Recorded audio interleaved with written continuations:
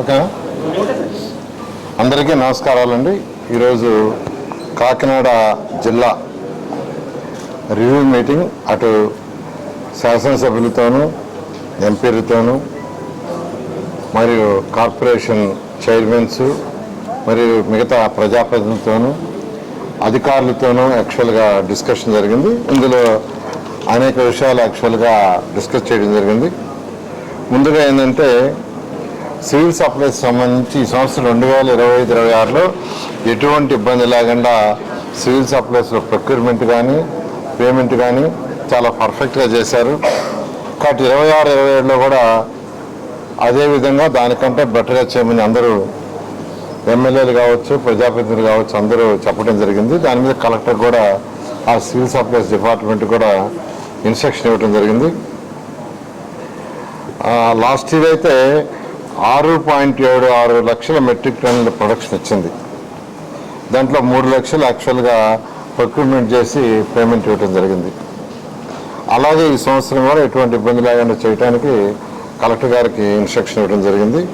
అదేవిధంగా ఈరోజు ఇరిగేషన్ తీసుకుంటే 1,90,915 ఏకర్స్లో ఇరిగేషన్ యాక్చువల్గా ఇక్కడ దానికి సంబంధించి వాటర్ ఆల్రెడీ కొన్ని ఛానల్స్ని ఇంకా ఇస్తున్నారు, ఇంకా అవసరం లేదు దాన్ని ఆపేయమని యాక్చువల్గా అందరు ఎమ్మెల్యేస్ చెప్పడం జరిగింది.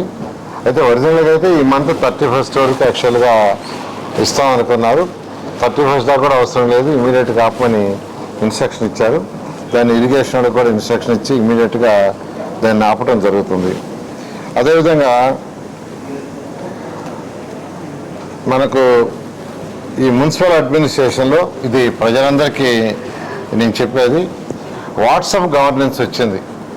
అంతకుముందు అయితే ఫస్ట్లో మీకు అందరికీ తెలుసు, ఎవరికన్నా ఏదన్నా విషయాలు తెలపాలన్నా వాళ్ళ సర్టిఫికేట్లు కావచ్చున్నా ఆఫీసుల చుట్టూ తిరగాల్సి వచ్చేది. అలా కాకుండా ఏ సర్టిఫికేట్ కావచ్చున్నా వాట్సాప్లోనే తీసుకోవచ్చు. మున్సిపాలిటీకి ఏదైనా కంప్లైంట్ చేయాల్సిన్నా వాట్సాప్లోనే చేయొచ్చు. బిల్స్ ఏదైనా పేమెంట్ ఉన్నా వాట్సాప్లోనే చేయొచ్చు.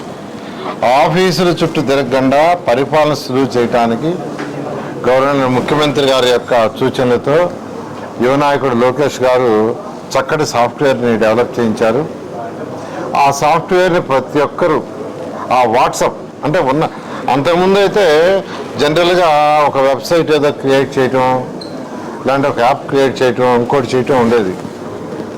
దాన్ని ఓపెన్ చేయటం ఎన్ని డిఫికల్ట్గా ఉండేది. అలా కాకుండా ఈరోజు ప్రతి ఒక్కరూ వాట్సాప్ వాడుతున్నారు. వాట్సాప్ ద్వారానే ప్రజా సౌకర్యాలన్నీ వాళ్ళకి కావాల్సిన సర్టిఫికేట్లు కావచ్చు, పేమెంట్స్ కావచ్చు, వాళ్ళ యొక్క కంప్లైంట్స్ కావచ్చు తెలియజేసి దాన్ని తీసుకొచ్చారు. నేను అందరిని రిక్వెస్ట్ చేస్తున్నాను, దాన్ని యాక్చువల్గా ఎక్కువగా యూటిలైజ్ చేయాల్సి రిక్వెస్ట్ చేస్తున్నా. దాన్ని ఆల్రెడీ అధికారులకు చెప్పాము, అటు మున్సిపాలిటీ కావచ్చు, పంచాయతీ కావచ్చు, ప్రజల్ని అవేర్నెస్ చేయమని. ఈరోజు ఈ జిల్లాలో అర్బన్ అథారిటీ తీసుకుంటే 1,70,520 హౌస్ హోల్డ్స్ ఉంటే అందులో 28,223 హౌస్ హోల్డ్స్కి మాత్రమే అవేర్నెస్ కలిగించారు. మిగతా వాళ్ళకి కలిగించలేదు. మిగతా వాళ్ళకి కూడా కలిగించమని యాక్చువల్గా ఈరోజు మున్సిపాలిటీలో ఉన్న కమిషనర్ చెప్పడం జరిగింది. అదేవిధంగా పంచాయతీల్లో ఉన్న వాళ్ళకు కూడా ఎవరైతే ఉండారో అందరూ కూడా ఈ వాట్సాప్ని ద్వారా ఏమేమి వినియోగించుకోవచ్చు, వాట్సాప్ గవర్నెన్స్ అనేది అవేర్నెస్ కల్పించమని చెప్పడం జరిగింది.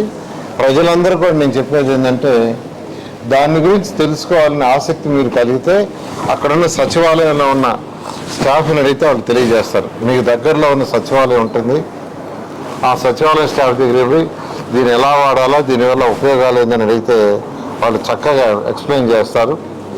దాని ద్వారా తెలుసుకుంటే మీకు ఏదైనా అంటే పేమెంట్స్ కట్టడం కానీ, సర్టిఫికేట్లు డౌన్లోడ్ చేసుకోవటం కానీ, కంప్లైంట్స్ ఏదైనా ఉంటే తెలియజేయటం కానీ తెలియజేయచ్చు. అదేవిధంగా ఎస్సీ ఎస్టీ హౌసెస్లో సోలార్ ప్రతి ఒక్కరికి సోలార్ ఇన్స్టాల్ చేయటం వల్ల వాళ్ళకి 0 ఖర్చు అవుతుంది ఎలక్ట్రిసిటీ. ఇంకా ఎక్సెస్ ఎలక్ట్రిసిటీ వస్తే దాన్ని అమ్మటం వల్ల వాళ్ళకు కొంత డబ్బులు కూడా వస్తాయి. దాని మీద గవర్నర్ ముఖ్యమంత్రి గారు దీని మీద స్పెషల్ డ్రైవ్ చేసి ప్రతి ఎమ్మెల్యే కూడా ఇన్స్ట్రక్షన్ ఇచ్చారు, కలెక్టర్కి ఇచ్చారు. ఈ జిల్లాలో 19,593 హౌసెస్ ఉంటాయి ఎస్సీ ఎస్టీ. ఇంతవరకు 522 మాత్రమే పెట్టడం జరిగింది. ఆ డిపార్ట్మెంట్ వాళ్ళతో రివ్యూ చేస్తే దీని మీద అగ్రెసివ్గా చేసి వీలైనంత తొందరగా కంప్లీట్ చేస్తామన్నారు. అదేవిధంగా రూరల్ ఏరియాలో 3 అన్నా క్యాంటీన్స్ శాంక్షన్ చేస్తున్నారు. అవి అంతా కంప్లీట్ అయిపోయినాయి. ఫస్ట్ వీక్లో గౌరవనీయ ముఖ్యమంత్రి గారి చేతుల మీద రాష్ట్రంలో ఏర్పాటు చేసిన 70 అన్నా క్యాంటీన్స్తో దీన్ని కూడా ఇనాగ్రేషన్ చేయడం జరుగుతుంది. అదేవిధంగా జీజీహెచ్లో మరొక అన్నా క్యాంటీన్ పెట్టమని యాక్చువల్గా రిక్వెస్ట్ చేశారు. దానికి కూడా యాక్చువల్గా గవర్నర్ ముఖ్యమంత్రి గారు చెప్పి, అంటే ఆల్రెడీ ఒక 28 శాంక్షన్ చేశారు. 205 ఈ రాష్ట్రంలో ఉన్నాయి.